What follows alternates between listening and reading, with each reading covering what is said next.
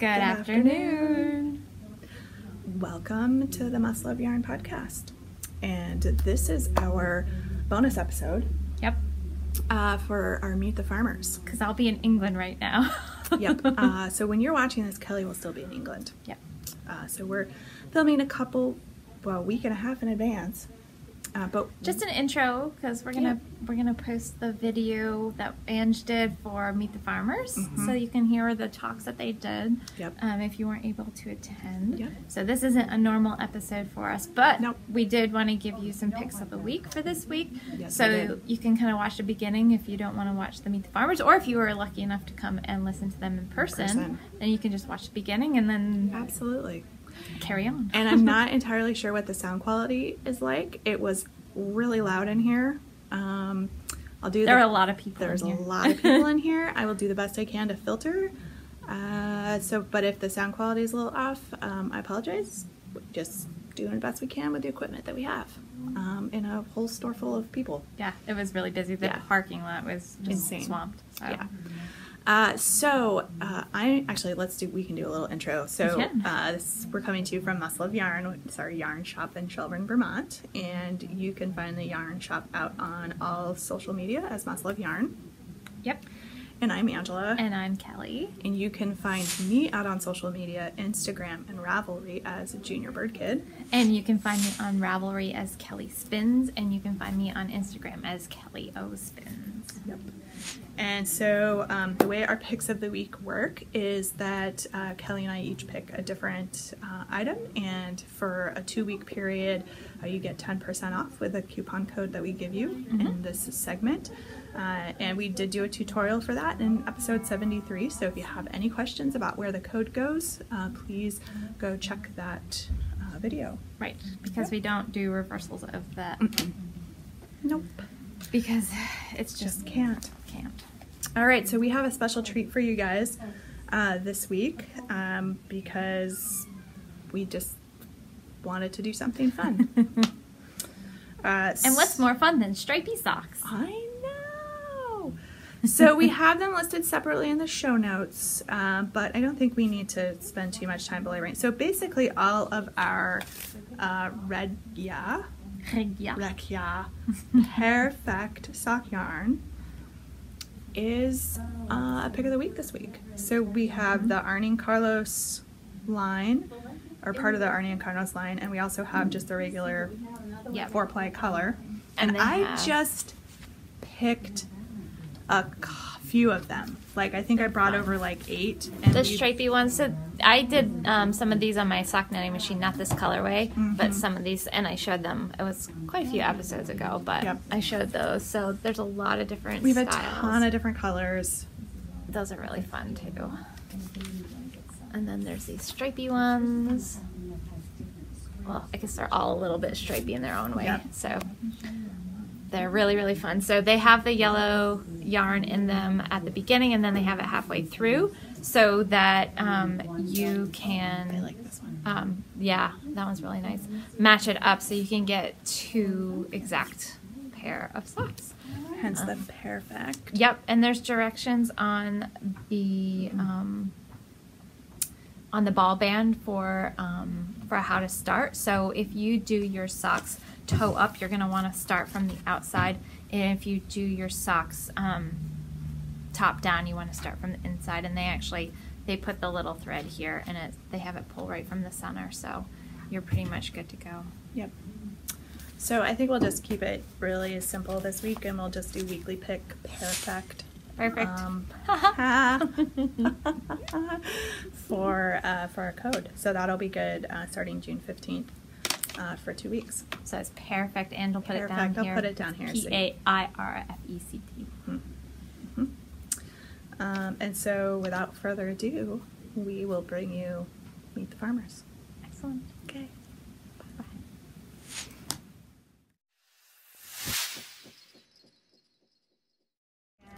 Peg's over in the other side of the state, Heartland area. And she's got some beautiful, beautiful caramel cordell. I love it. Super squishy, and her display is just actually right at this corner here. And she also has some Jacob's yarn there as well. Yep, right there. And then we also have Jessica Dillner. Jessica's in the back, and she's going to be talking as well. She's going to be doing a lot of demonstrations for you. She has Angora goats, which produce mohair, and some sheep too. Yep. And so she's going to do some demonstrations for you about her spinning, and she does her own shearing and dyeing, and she's a fantastic one-woman show. And then we also have the Peterson farm, so the Perkins family are here, and they're going to talk to you. They're over in the Williston area. Jessica's from way up north. Way up north. But the Peterson farm, the Perkins family, they are in Williston, not too far from east of here. And they're going to talk a lot about Shetland breed and its history and heritage in Vermont. So we hope you enjoy the presentation, and they're going to be taking questions from you guys at the end of the presentation. So thanks for coming. Know and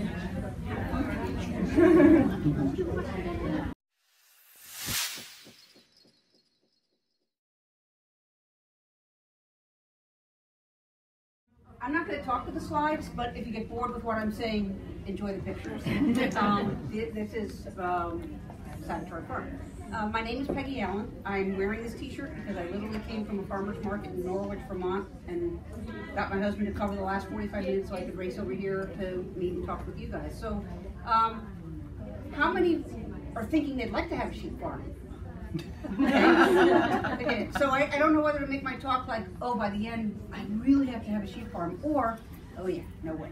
I'm not doing it. Anyway, I will have been a sheep farmer for 6 years coming this July. I lived in Chicago, North Shore of Chicago with my husband. We have 2 grown children, and we were vacationing on the San Juan Islands off of the state of Washington. Came across 75-year-old Annette raising sheep. She had a little sign that said yarn at the beginning of her driveway, and I said to my husband, we're down there. And we met Annette, and she started talking about her sheep. She had a little yarn shop in her barn, and my husband said to her, you know, Annette, you're living my wife's dream. She's always talked about sheep farming. And she said, well, let me tell you about prolapsed vaginas.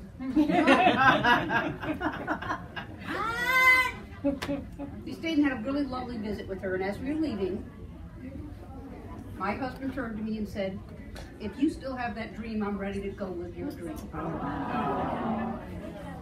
Get the clip 6 years later.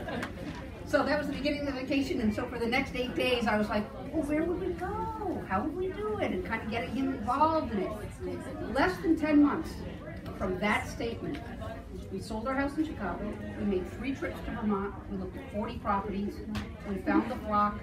We were on this piece of land. We're in White River Junction, Vermont. We're about 10 minutes from Dartmouth College. We're very near Woodstock, and we're right up the hill from King Arthur Flour. Oh, I don't know if you've heard of King Arthur Flour. Oh yeah.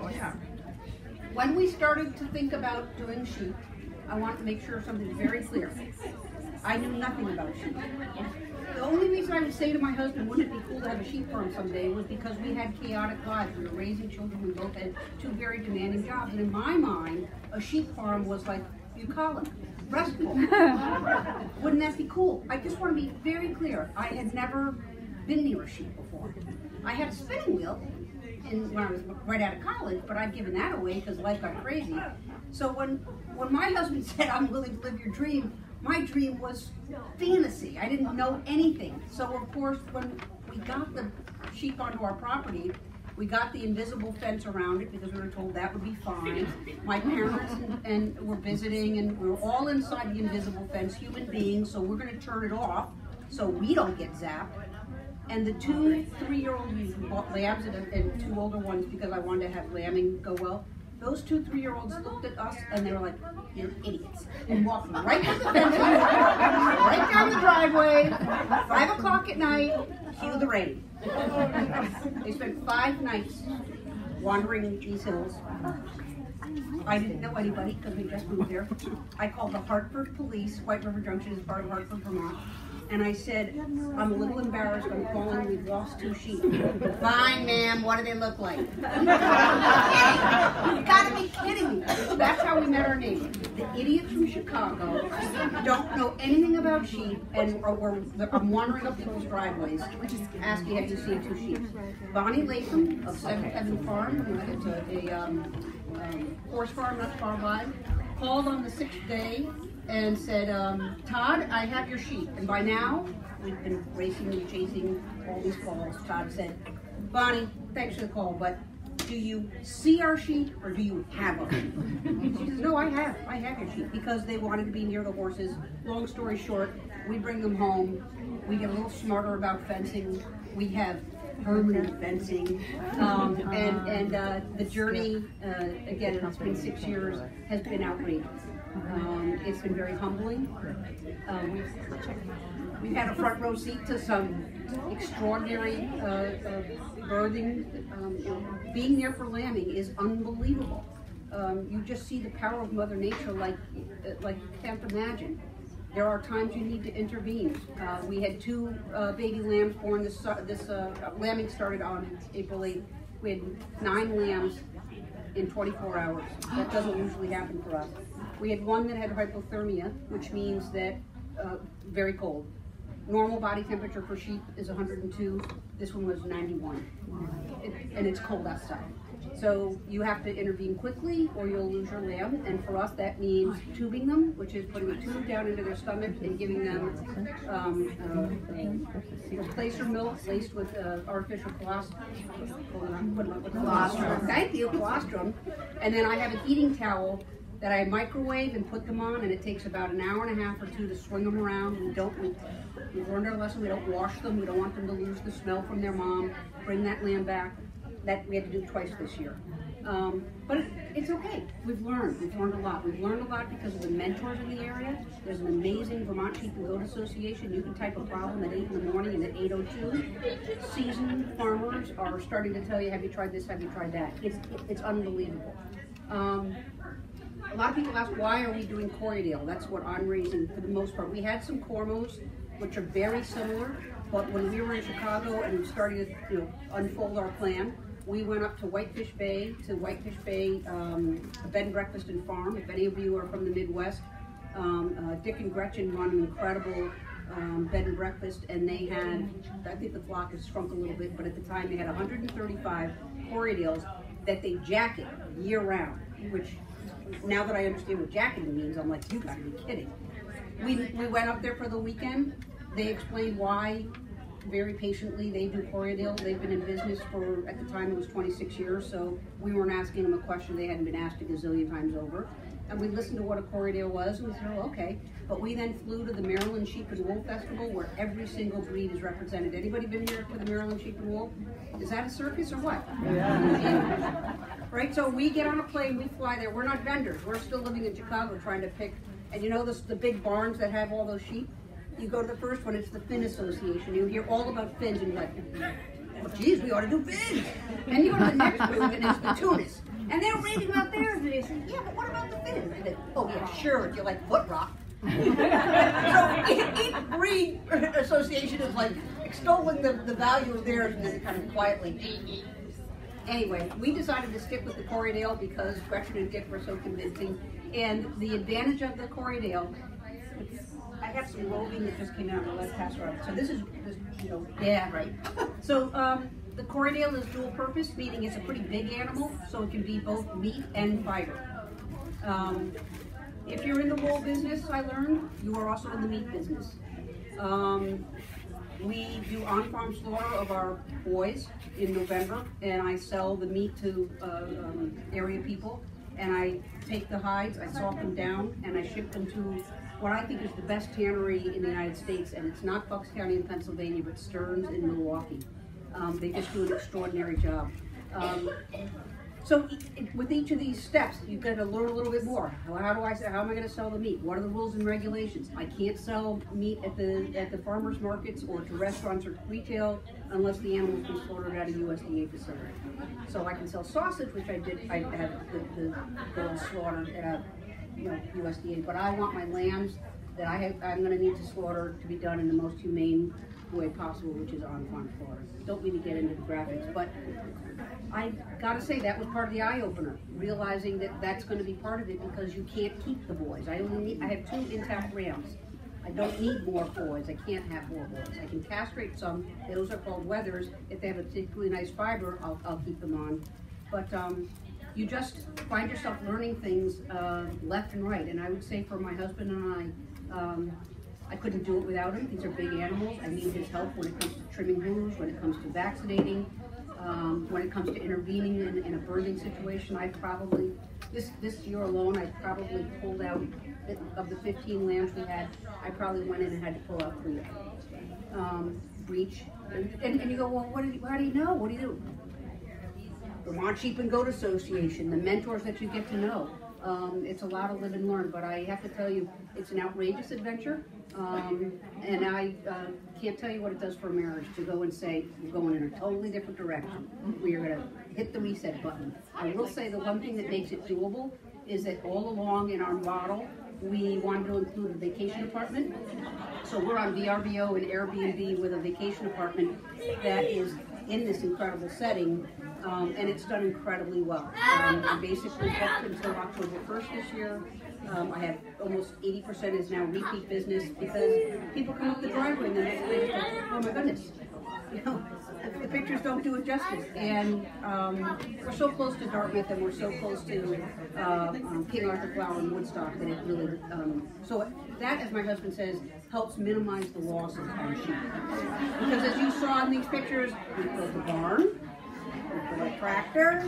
You know, it's not easy to make money at it. And so when you go into a yarn shop like Muscle Yarn, and you see the yarns that are exquisitely dyed, but it's yarn that's been made in, and I'm not knocking it, but just if it's made in Taiwan or it's made in China, it's a very different value proposition than picking up something, whether it's from the other 2 farmers you're talking to or myself. You're buying from people who have cared for these animals, who care about their product, go and have it milled at the best mill that they can find, and so when you're wearing it, just keep that in mind. And just plug in yarn. Are you married at your farm? Oh, yeah, you saw the wedding picture. So both our daughters. We have a daughter that's got married 2 years ago and another that 4 years ago. What fun! What fun to see these people who were, because we were from Vermont, so everybody invited to the wedding. Had to they're like, what?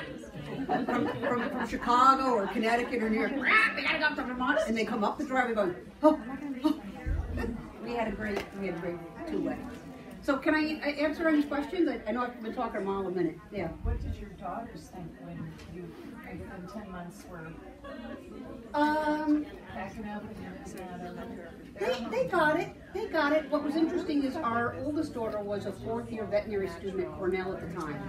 So when she heard it, she said, well, you guys have to come to the Cornell Sheep and Goats Symposium so you know what you're talking, you learn. So we're like, okay. And that was so, it was too early. We just stood there overwhelmed because we didn't own the animals, so all the classes, like, we couldn't relate to them. But she was right away saying, come on, you got to get in. I have a sister a year younger than me who was adamant to say, you cannot just do this. You got to go apprentice. I mean, you don't know anything, Peggy. What if you do it and you hate it? And my husband and I both decided, if we do it and we hate it, then we'll stop. We'll do something else. But we need, I'm 60, so we started this this vision, we were both 54. And part of it was, if we don't do it now at 54, we won't do it. So, and I have to say, if he hadn't said, I'll do this with you, I couldn't have done it. So that's, my kids were actually okay with it. And now I have a lot of siblings. I have 5 brothers and sisters in kind of like in Portland, Maine, and New Jersey and New York. They're up all the time. They're up and they're walking around going, I can't believe this. I can't believe this. You know. Any other questions? What did you do in Chicago? She's lonely. For the most part, I've always been in the television business. A very, very long time ago, I was vice president of original programming at Lifetime Television in New York, and then meandered, did other things. And most recently, I was working for Disney ABC, running a network called the Live Well Network, which was based out of Chicago. I had to travel a lot, My boss ended up being in Burbank, and I didn't tell her I was under contract, and I didn't tell her what I was up to. I just knew when my contract was going to expire. So I was supposed to come out and talk to her about a bunch of different things, and I had an hour and a half in her slot. And about halfway through, I said, listen, I gotta tell you something. I'm gonna stick to my contract, which this was June, it was gonna be in October. But my husband and I really need to do something different. So at the end of my contract, I'm gonna be moving to Vermont to start a sheep farm. And she's very smart. She goes, so you buried the lead. I said, yes, I did. I am moving to Vermont. And she said, well, do you not like your job? I said, I love my job, and you are an amazing boss, and it's fabulous, but this is what Todd and Peggy would do. So she said, will you give me a couple days? She came back to me, and she said, you do your job remotely anyway, because the shows are all being executed around the country, and I was marketing, I was everything about the network. She says, as long as you have high-speed internet and you're still willing to do some travel, if you want to run the Live Well network from a hillside in Vermont, I'll let you know. I had the softest landing you could ask for. The problem was sometimes I didn't feel like I lived in Vermont until the weekends. So to get to LA, you know, I got to go down to Boston, spend the night, then get on the 7 a.m., you know, that kind of stuff. So after 2.5 years of doing what I was doing, I said to her, thank you, but I really want to focus now on living in the Upper Valley, which is what that area is referred to. Hanover, Lebanon on the New Hampshire side, and Norwich and Hartford there. So what I've done instead is really focused on the sheep, and I'm involved in a lot of boards. I'm on about 5 boards now, and getting very involved with the community, and I like it. And my husband has a job with Mascoma Savings Bank in the Wealth Management Division, so we've got our benefits, big, you know, plus. So that's what I used to be a television executive. And now I'm the executive of sheep. Yeah. If we want to come visit you, do we have to call ahead? You should, just because I would want to make sure I'm there. I have a website. I've got some brochures here. It's Savage Heart Farm. It's called Savage. Okay, so my husband came up with this name. We hadn't even moved yet, and he goes, "I know what we're going to call it." He goes, "We're going to call it Savage Heart Farm." I was like, "What? Sounds like a bodice buster." Well, we're on Savage Hill, which nobody in the area knew was called Savage Hill, and we're technically in Hartford, Vermont, White River Junction, so it's Savage Heart Farm. But he was so into the name, I was like, honey, if it excites you to call it that, that's what we'll call it. Yeah, so that's why it's called Savage Heart Farm. And what is, do you have yarn or roving for sale? I have, so here's one of the challenges. I have yarn, and I've got 6 yarn shops in New England that are carrying it. Much Love Yarn, obviously, is one of them. I also sell at the Norwich Farmers Market. I have roving. I felt that piece is getting passed around. I didn't bother with Etsy. I just feel like people want to touch it. I'm at the Vermont Sheep and Wool Festival. But one of the biggest challenges when you're doing what we're doing is I had about 180 pounds of raw fiber. The mill that I relied on, in my opinion, one of the best in New England, decided to no longer do custom processing. That's fine, but then where do you go? So I'm now at a mill I haven't used before, with my fingers so triple crossed. And what I thought I was going to get it back in 3 months, I'm now going to get it back in 6 months. So here I am at the Norwich Farmers Market with nothing to sell but a few skeins left over from last year. It's killing me because I've spent 5 years working up to getting a permanent slot.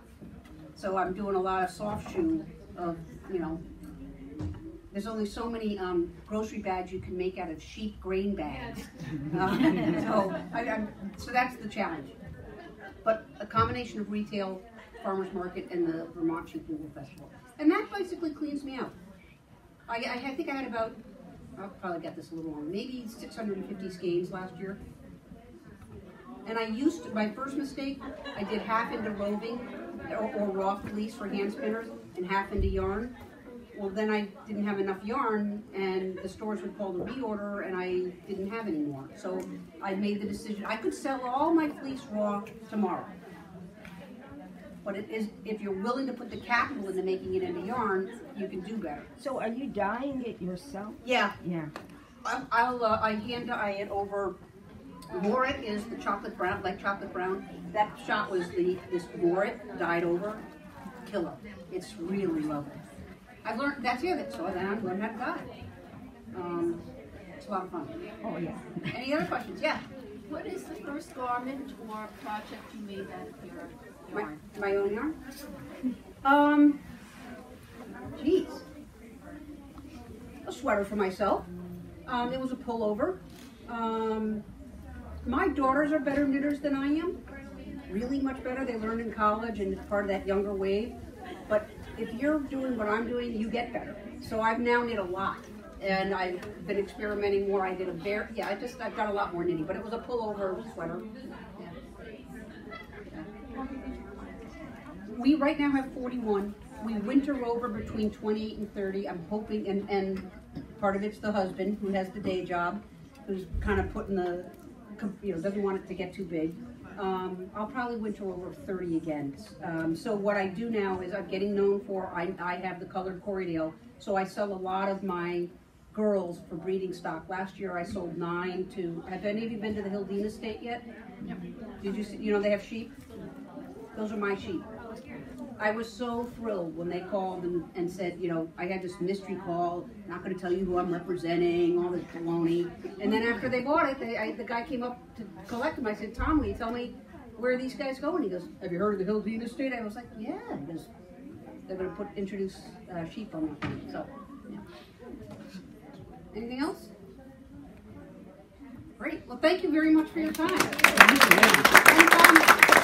the website. If you're over on that side of the state, you're welcome to come by. Just call ahead and make sure I'm there.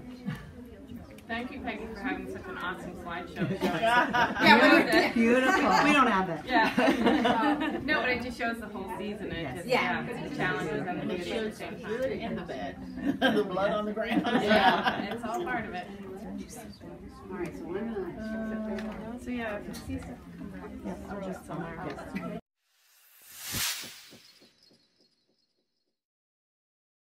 My name is Jessica Dillner, and I have a very small farm called the Dillner Hillside Farm. My story is a little bit different than Peggy's, and then I started doing this when I was much younger. And it started when my husband and I moved to Montgomery, Vermont, which is in the hills, and we had 2 very little boys, and it was a log cabin, and I wanted to be able to stay home with my boys. So I had a wildlife biology degree, so I already liked animals and I already liked science. So animals seemed right for me to farm, even though I didn't grow up that way. And I was also very artistic. So I was interested in making things with my hands and being creative. So when I learned a little bit about fiber farming, where you could grow the animals and then it would produce a fiber that you could make things with, that sounded very interesting to me. But like Peggy, I really didn't have any experience with these animals at all. So it was definitely a very challenging experience to have. At this point, I have 17 Angora goats, which produce mohair, and I have 3 sheep and an Angora bunny. I also have a variety of poultry that we use for ourselves. So it's a very small farm in that I intensively use about 4 acres, and I do that with rotational grazing. And I do almost all the work myself. My husband was a barn builder and did all the fencing, and he comes and he helps when I ask him to. But what I really like about the Angora goats is that they're small, and so I can handle them myself most of the time. So that way I can do all the shearing and all the hoof trimming and all the vaccinations myself. So the thing that was difficult for me was that I started doing this about 17 years ago, and I didn't know anything about the Vermont Sheep and Goat Association, sadly. But there was UVM Extension Service for Sheep, and his name was Jeff Parsons. And sometimes I would call him with questions, but really other than him, I really learned everything by myself. There just really wasn't anybody out there that I knew of. So seriously, I just had to learn how to shear the sheep, the goats, because Chad didn't want to shear them. And I had to learn how to do things based on a book. And even the internet wasn't really much to look at. So I just persevered and learned how to do all the animal stuff, which I liked anyway. And then all the fiber stuff, I really learned totally by myself. And it was very challenging. So basically, it was just like, what do I do with all this fiber? Is it any good? how do I even deal with it? I went to one sheep mold festival and learned a little bit, but really I was just totally on my own. So after I started learning how to wash and card and spin and all of that, I decided to have a class in my town on drop spin and spin link, which I'll demonstrate in a minute. And what was interesting about that class is that our town is really small. We have like 1,000 people, and I had probably 15 people come to that class. And I was kind of surprised by the number of people that were interested, but some of them had sheep and some of them had llamas and alpacas. So it made sense that they wanted to learn how to spin. So we learned how to spin together, and we just kept meeting time after time because we just had similar interests and we had animal problems and we talked to each other about that. And so after a couple of years, we actually formed a cooperative, which is in Montgomery, Vermont. And there are 10 of us currently that have all the variety of fiber animals. We have cashmere goats, Angora goats, several types of sheep, Angora bunnies, llamas, alpacas. And so what's really wonderful about them is that we can inspire each other and teach each other things, and what's really been together now for 12 years. So, let's see here. What I'd like to do is just I'm going to pass around some of the things that I do, and so that you can see the process. One of the hardest things about raising fiber is processing it, and the first thing we need to do is to shear the animal. And it needs to be done at a time that's appropriate for the animal, the length of the fiber, the age of the animal, and the time of year, if it's cold or not. So I shear my Angora goats twice a year, and it's in the spring and the fall. And when we get the fiber off the animal, we need to choose or go through it, and that's called skirting, and that's choosing the best fiber that you want to keep. And so this basket here just shows some of the raw mohair that I've taken off one of our animals. And you can see that it's very sticky and full of the grease and the dirt. The very first thing we need to do is wash it. And I'll just pass this around. I'll have it really fast. And the thing with washing is that it takes a lot of hot water and soap, which is expensive. So you have to heat the water, you have to have the soap, and it takes lots of rinses and not agitation, but just soaking it to get the dirt out of it. So you have that amount of time invested to wash it. Once it's washed, you can start to see the beauty of it. And here we have some yearling mohair where I dyed some of it, and it's very silky. And some of the luster is showing now, the dirt is gone. So that's nice to see. Washing it in hot water doesn't Right, so the actual felting process comes from agitation and temperature change. So when I'm doing it, I always keep the water at 160 degrees for mohair. And so each wash is 160 degrees, and I don't change the temperature. We went from hot to cold, it shocks it and we lock it together. So the next process that needs to happen to make it into yarn, at least some of the yarns, is to have it carded. And maybe you've seen these before or not. Sometimes we send our fiber to a mill and they do the work for us, which is a lot more efficient because I don't hand card everything that I do, just because of the time it takes to do it. And so when you're hand carding, what I'm going to do is I'm going to take different fibers of different colors, and it's usually you have wash fibers, and it can be wool and mohair, it can be alpaca, it can be any of the animal fibers. And this is the process where we are blending those animals together and we're aligning the fibers into one direction. And this is important for spinning so that the spinning machines or the spinning wheel can draft it out properly. So the thing about carding is that it's a lot of physical work. So the hand carding is just definitely one of those things that you do for special projects. So I've carded one side, so this is sort of just like using the pair of dog brushes, you can do that too. And now I need to actually card the other side as well to get that carded. So it's from this that you can then spin after you roll it off. And you would spin from this end here. And that's sort of an example of showing how I make this type of yarn here. It's all hand carded. And then all of the colors, I graduate from one to another by just adding a little bit more of the next color. So this is an example of the rovings, and as well. So this is what we're starting with before we start making yarn. And again, those are different types of rovings, whether they are thinner or thicker. And sometimes you can dye fiber ahead of time so that it can be turned into a roving with color. For example, this one was half of it was gray and half of it was blue. And then I had the mill card it together, so it's sort of a natural part of the blue. And so the dyeing process can happen at the fiber stage, but it can also happen at the roving stage. So you can take a bit of roving, like this is white, and I can put that into a dye pot as well. Or you can do it with the carding, and then you can also dye yarn, as you know. So when I first learned how to spin, I learned to spin on a drop spindle.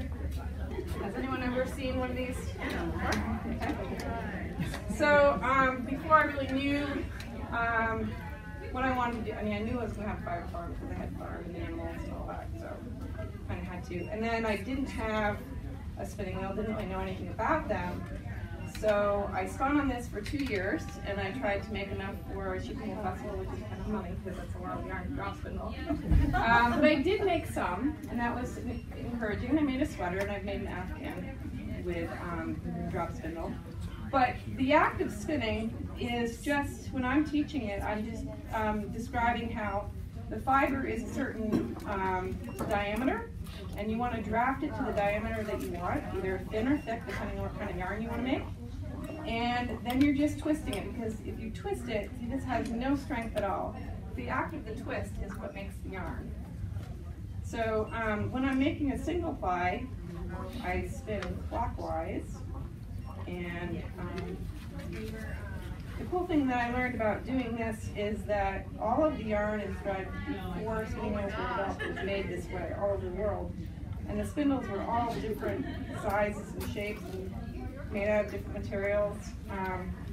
So it's just really amazing to think that all those huge sails that they put on those ships were drop spindles from thread to make those huge sails.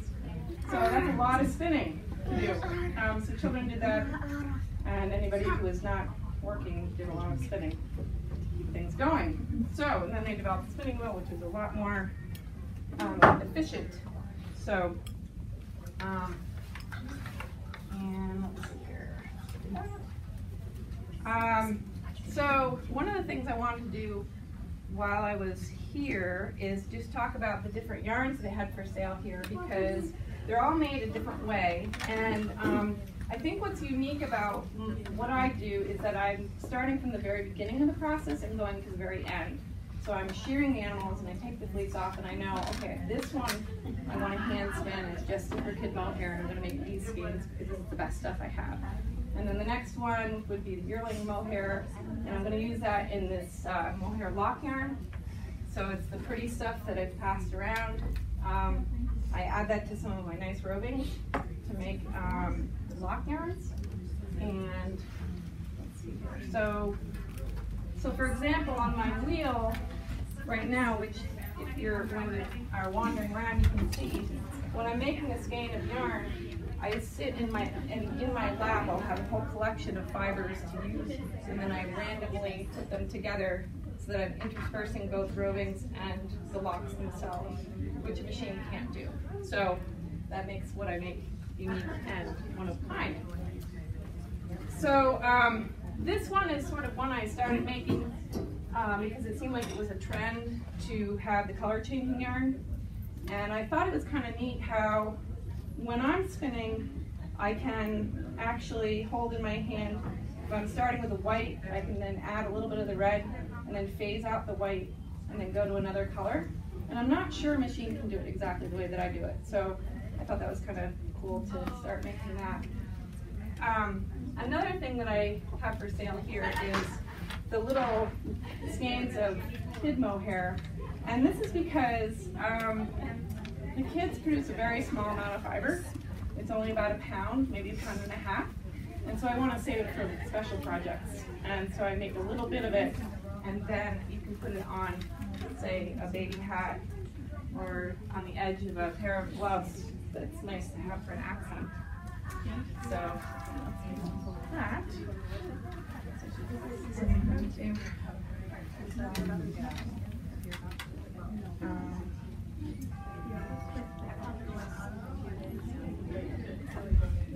The other thing too is that I do also what other farms do is that I'll send all the fiber away to be made into yarn, so I don't have to do all the work.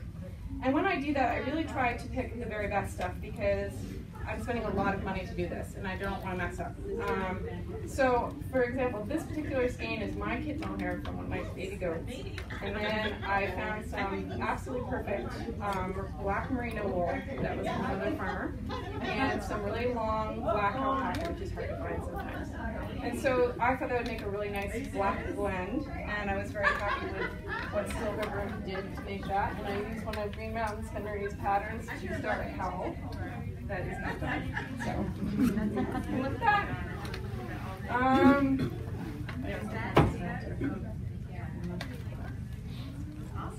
does anybody have any questions about how the yarn is made, or any other questions about the animals? Have you found a really good blend of mohair and wool to spin? And you mean what do I like percentage-wise? Yeah, like percentages. If you have like super kid mohair, I like 15 to 20% of the kid mohair in it. If you go up to 50% just regular mohair, I think that's good. If it goes beyond that, then you're losing the elasticity of the wool.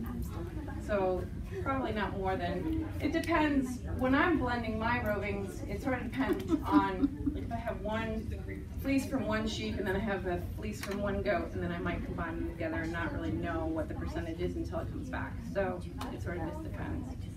But definitely I try not to have too high a percentage of mohair. The only 100% mohair I do is the super kid mohair and sometimes a really fine yearling mohair. So, any other questions? And yeah, so after you can just kind of see how the process is of the different things that I make, and yeah. Yes. Any quick recommendations for somebody who's looking at spinning wheels? The Ashford makes a very nice spinning wheel. That's what I had for a long time, and I still miss it a little bit. So I just got this shaft last year.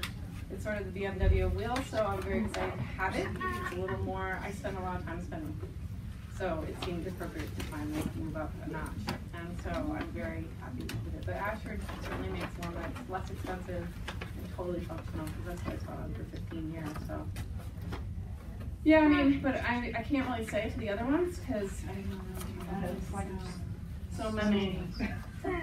Yeah, I don't know. I mean, it just may be that you find one that's the right price, the used one, you know, and that might just be enough. Yeah. Yes? You say lock yarn, what does that mean? Okay, the lock yarn means, as I was showing here, I'm taking roving, which is carded, and then I'm adding the locks that are uncarded. So again, a machine can't do that. I'm actually folding it in my hand. I can demonstrate to you later. It takes forever. That's why it's expensive, because I sit there and it takes me several hours to make one skein. So, and then I'm also thinking about colors. I'm a big color person. I always feel like you have to have contrasted colors to make something good, and yeah, I'm always thinking in my head as to what is next. Like I like the blue, but you need a little bit of white to kind of make things stand out. And as you can see from the collection, just different things I've tried over the years. Yeah, and you can make lock yarn with wool as well. So you can use long wool, or usually some type of long wool has a little bit more structure to it. Yeah. Yes? I'm going for the most naive question. No. When you're spinning, do you basically get one shot? And if you know, like you can't go respin or something, or put it all back in and try again. Right, it's just one shot. Yeah, but I've been doing this a while now, so it's okay. Yeah, I mean, the very first stuff you spin, you should always save it because you'll never be that bad again. So, it's true. Well, now you pay good money bad for 'cause that. I made something out of Then it's really hard to, the thick and thin, and just. The other thing that was really hard about learning how to spin is I found I was making yarn for a sweater and I didn't check my gauge as to how much yards per ounce I was doing. So like I had one skein that had more yardage than the other skein, which meant I was spinning thinner. Well, when I went to go knit a sweater, that wasn't okay because one sleeve was much bigger than the other sleeve. So that was not cool. So what I had to do is rip the whole thing out and then intersperse thin and thick skeins and to make it all equal. Yeah, that was not cool. So now when I'm making enough yarn for a sweater, I will weigh it and count the yards to make sure I'm on track.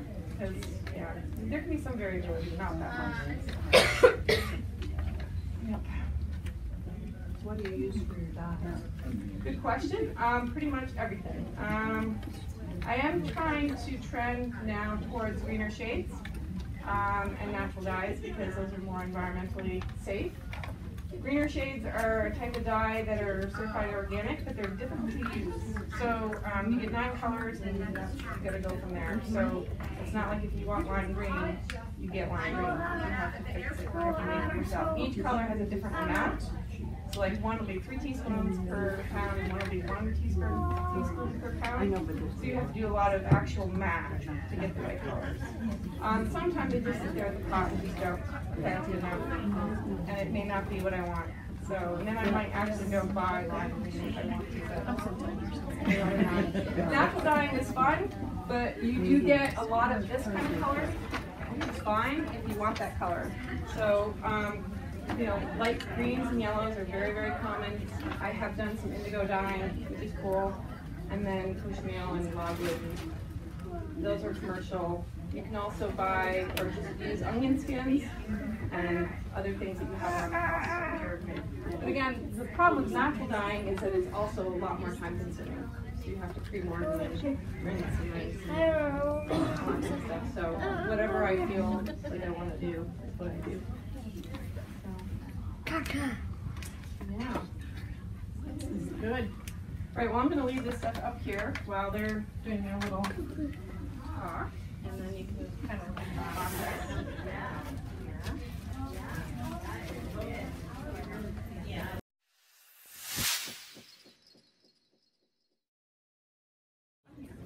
Hello, everybody. So we're a totally different type of farm. This is we live on my home turf, basically.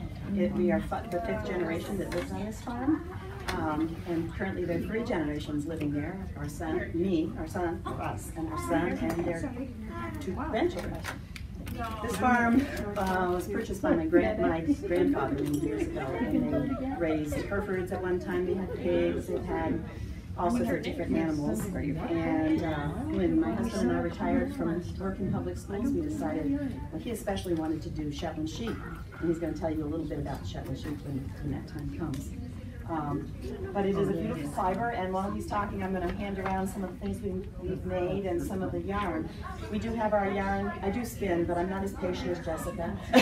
Too many other things to do. So we send most of our yarn to a spinnery. And as Peggy said earlier, the spinneries, I think, believe that she sent her things to also is what this yarn is done in. And he is no longer in business. So we're starting with a new mill, and they're doing a nice job, and they're learning, and we're working with them along the way. The very first, somebody asked, the very first thing was knit with wool. This is the very first thing that I knit for my husband. A nice warm vest made out of the Shetland wool. So that can give you, and it's very, very comfy. It makes up beautiful fabric. Actually, Jessica and I have quite a relationship because our 2 Angora, we used to have 3, but 1 died. We have 2 Angora goats that came from Jessica's farm. So a lot of our wool is blended with mohair, and this year, for the first time, I had them spin just pure mohair. I love knitting I with. can see that. I can see It's absolutely gorgeous. And this is the first thing I made with it. It's like a lace shawl, and we actually have these in kit form over on the. Is that from Bert? Yes. This is from Bert. Okay. Yes. He had the best piece. Well, yes, if you want to hand over the rest. Of course, Shetland wool was produced on the Shetland Islands. They're small sheep. They're very hardy. They lamb very well. Unlike Peggy, we have not had any difficult births, knock on wood. They take care of their lambs very well. They have very few foot problems, so we don't have to clip their hooves. When we have them shorn in the spring, usually the shear just trims them down a little bit. Unlike the goats, we do have to trim their feet, but we only have 2, so that's not too bad. I don't have a Fair Isle design knit up at this point, but these are some mittens that were done that way, and then our daughter made this gorgeous cowl, which will keep you warm in the coldest winter. This is all out of Shetland. The brown is pure Shetland, the white is blend with mohair, and then just a couple of shawls. Can you teach us how to do that one color? I don't know if you want me to keep passing all these articles around. But Where is your farm? this farm is in Williston, which is just over the hill. I don't know, what else do I want to say? I'm just talking about the love of our farm, and if you pick up one of our brochures, it tells a little bit of a story about our family, and it is very calming. I have a second floor that looks out over the pastures, and in the summertime, just sitting there and watching the sheep and the lambs is just a wonderful thing. So I can attest to that. Yes. You can have anything happen in your life that's horrible, and all you have to do is just go down to the barn, and it just kind of all goes away for at least a minute. Yes. And then you can just get peace. that's right. Whether So it be true. in the barn or looking out at them in the pasture, and yes, it's a wonderful de-stressor. This is made from a mohair Shetland blend. Mohairs have 11 natural colors. In the mitten, what did I say? Mohair. Sorry, Shetland. There are sheep. colored goats. Yes, I there have are some. colored. We have Rocky and Bert. Rocky Yeah. is a red mohair, and Bert's a white mohair. But our I have done a little dyeing with the Green River dyes, the organic dyes, and so some of the mitten packet kits that I have dyed yarn in them. Those are dyed with the Green River dye. But most of our yarn is natural color. So I'm going to turn it over to my husband, who will tell you the story of the Shetland sheep, how they came to Vermont, and why we decided to raise them. We also, afterwards, you'd like to come up, we have a lot of pictures here, some lambs, and our little English sheepdog. And yes, that's right. So how we came about with the Shetland sheep. I was thinking that it would be really nice to stop mowing those back fields. See if something else couldn't do it and become profitable. They do it. I'm not certain about the profitable part. Okay.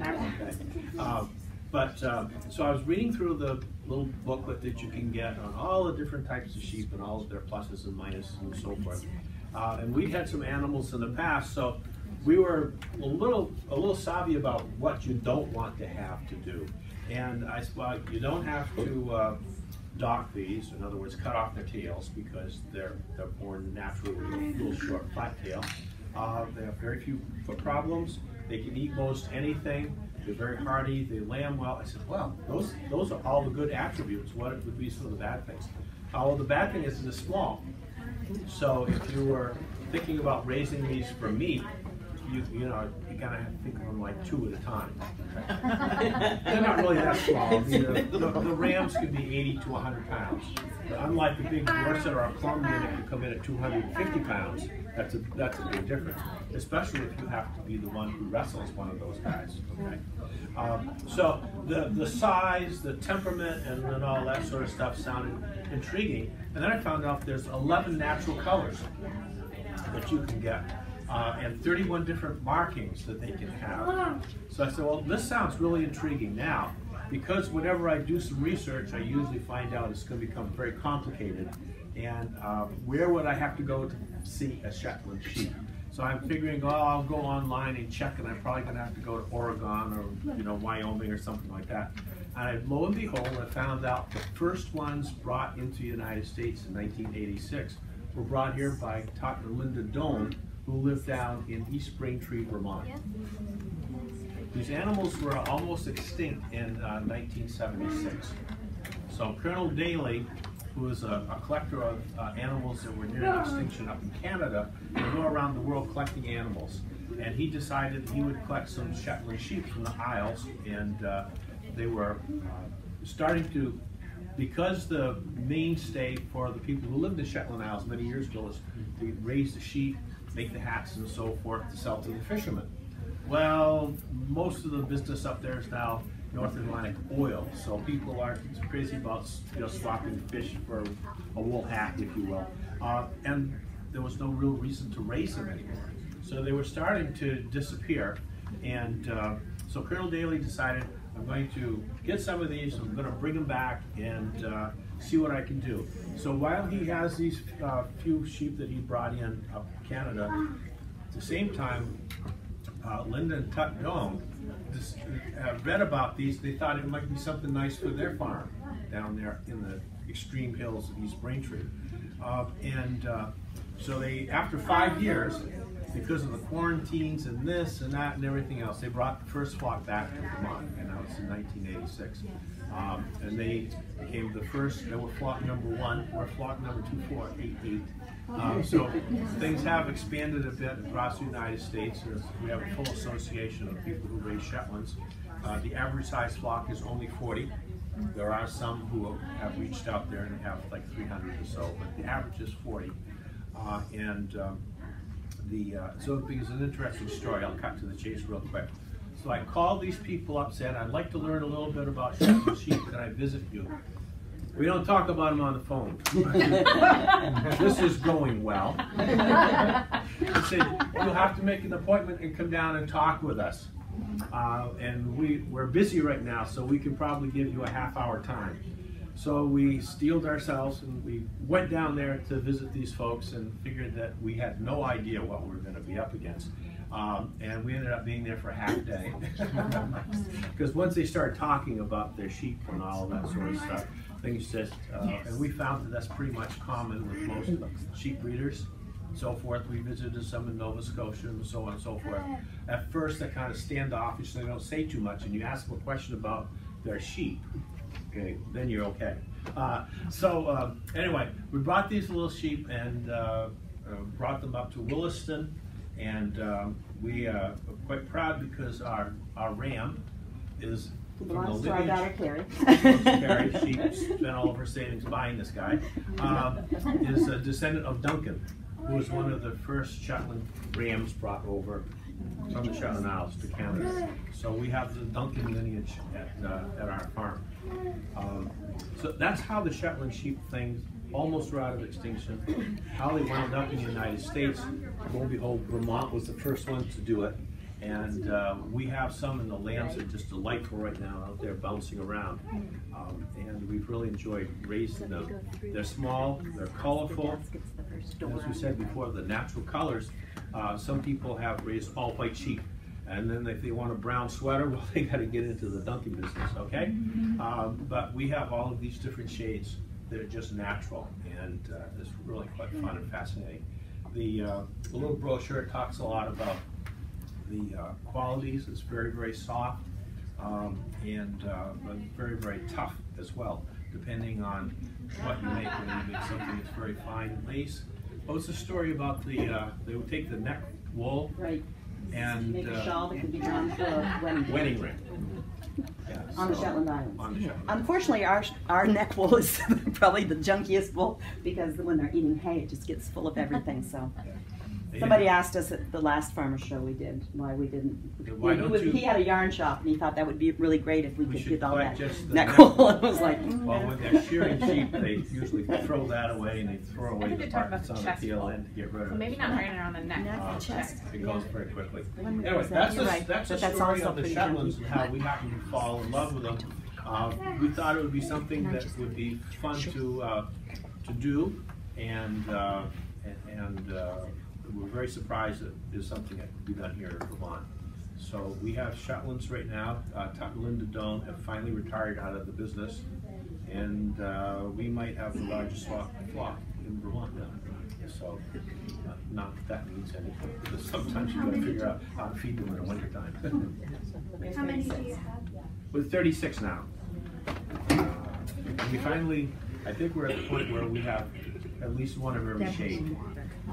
The markings, there are 31 different markings and variations time of shade. Just, you know, do your math, it's way out there. But very interesting little animals, and wonderful, wonderful fleeces, and they're using some beautiful products. We passed them around, got some pictures here, and did you send this one No, around? I didn't. This is a new bill. They spin it a little differently. We're waiting another batch that we're picking up next week, but so I asked her to do a little fluffier twist. This is quite tight, but people like to knit tight too. So these are three different. This is the worst. The point that I wanted to make is that the Shetlands are capable of giving you different types of yarn for whatever it is you're doing. So if you wanted a real heavy duty work sweater or something, that's going to take care of that. I love that. Really soft stuff. But that's what this is. He wears this under his clothes in the barn. Winter time. I'm quite tall, and usually I don't like that north wind blowing on my back. And that's wonderful. And that's yet a third type. So depending on the directions you give to the spinnery or how you do it yourself, you can get a wide range of types of wool. Whereas other folks have raised a certain type of sheep that will give you one type of wool. Okay? You want to make blankets out of it, or you want to make just things for babies out of it. So if you have a small farm and you want a wide variation, you need to look for the animals that will do that. So Shetlands, primitive breeds, almost extinct, now back and doing okay. So I'm Carrie, I'm the owner of Jethro. That's fine. I'm third owner of the farm, and I help out a lot. And this is my sister Amelia. She also helps out quite a bit on the farm with all the animals. She's a good sheep wrangler. Does a lot of wrangling for us, especially when it comes to breeding. This is my niece Natalie, and she loves to come and hang out with the sheep. And I have pictures on my phone if you want to see pictures of the newest. I didn't mention that we have 5 children, and they all except one who lives in Nova Scotia live in the area, and so they all come to the farm to help do a lot of work. And Amelia and I together. These two do most of the heavy lifting. That's very true. And also, we talked about 11 natural colors. One of the issues with Shetlands is they're small and their fleeces, you know, you're lucky if they're 3 or 4 pounds. And most spinneries want 100 pounds of wool or whatever all together, and then they either dye them or whatever. So we're working with Mad River, which is a new spinnery, and they're learning as we're going along too. But the nice thing is that as we go forward, we can now have our different colors. Instead of blending them all together, so we have a lot of browns and grays, as you'll see in whites, we'll be able to have more colors, more of the 11 colors. No. Does anybody have any questions? Do you do any open tours of your farm, open house? We don't officially do any of that, but if people want to visit again, if they, it's on the brochure and on the card here to call, and you're welcome to come see. Ours is a very, very small family operation, even though we have a lot of sheep, compared to, for example, Peggy's operation, which is a huge. What road are you off of? Are you from the area? Yeah. Okay, off North Williston Road? Oh, yeah. Peterson Lane. So Peterson Farm comes from the family's name, Peterson. The Swedes invaded. That's right. That's right. And this is our artist daughter. She designed our graphics. Any other questions? Thank you very much. Thank you.